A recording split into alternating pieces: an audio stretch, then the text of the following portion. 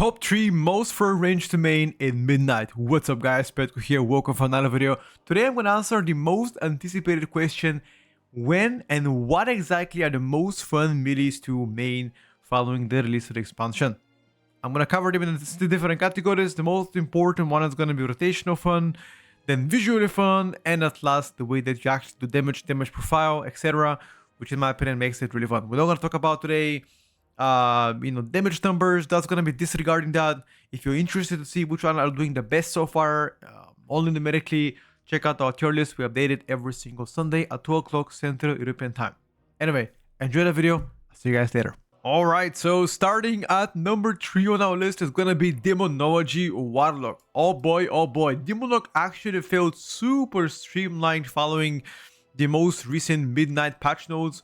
Honestly, it plays very smooth, it feels very good, rotationally plays extremely easy, and most important thing, it's quite super visually pleasant, right? So there's a lot of demon summoning. Once again, the whole rotation surrounds around spending your hand of cooldowns, summon imps, and those imps do big damage, while having, for example, your called Dreadstalker's Biting, on top of having Doomguard and the Tyrant all together attacking the enemies, which makes it pretty pleasant. Now, there are also several different quality of life updates on Demonology that I've also super enjoyed. The first and the most important is that you will be having an ability to have a second interrupt. That is such a high quality of life update. I cannot stress it enough. And if you don't want an extra interrupt, you can choose to have an extra imp or dispel or purge, right? So all of this will make sure that Demonology solidifies even further into the likeness of that in being in a group, right? On top of this, there are several other things that make Lock Life even better. Apart from doing insane damage as Demonology, right? Which right now we don't talk about damage, we just talk about design and how it plays out. The first thing is that you are able to actually spread AoE curse with one global, and that does not have a cooldown. There is a talent called Foul Mouth, which pretty much is allowing you, as soon as you cast any curse of your choice, to apply that curse on any mob within 10 yards, which again, one global, it's super fun and makes them a lot weaker. And on top of this, there's a different talent called Blight of Tongues or Blight of Weakness. Pretty much you choose to apply whether the Curse of Exhaustion or, sorry, not Exhaustion, the Curse of Weakness or the Curse of Tongues. You choose to apply that, but super multiplicative, like very strong. Like what I mean by that is the Curse of Tongues, I believe, is like 30% reduce cast onto the mobs, and the Blight of the Tongues is 100% decrease. In an example, let's say a mob is casting for like 2 seconds the cast, it will become 100% on 3 seconds, like 6 seconds, right? For like 12 seconds, which is absolutely insane. And in my opinion, that even adds a little bit more flavor towards Demonology. Again, those two abilities are able to be used by any lock, whether you're playing Demo, Affli, or Destro, don't matter. So right now, Demonology is super fun to play. Big thumbs up. Alright, so coming in at number 2, it's gonna be Devastation Flame Shaper. Honestly, I did not expect to have fun on this spec, but oh boy, the super front load damage burst oriented specialization is one of the most fun so far that I had the privilege of testing on Midnight Beta. And the reason why that is because of their new capstone talent on the Flame Shaper 3 called Consume Flame. Well, it's kind of like an Engulf but a better version.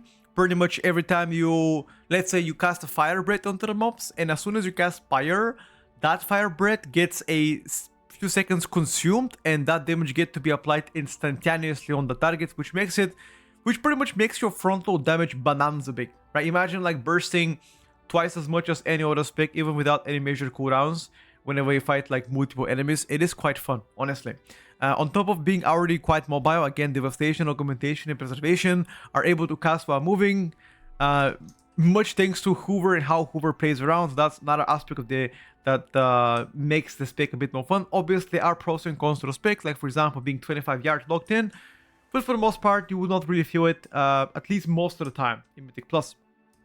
One little small detail that I didn't like about Devastation, and I'll say why it's not as good, is that your defensive profile got a little bit weaker following the release of Midnight, but keep in mind the damage might offset that. Now, if you like big numbers, if you have big burst front load numbers, Death Evoker is most definitely for you. even if I disregard the fun aspect of the spec, I believe that visually it's also pretty pleasant to see around, especially whenever you pop your major cooldowns and you start to, you know, sparkle red stuff around and cast pyres on top. I think for the most part, pretty fun. Yeah, that's all so far.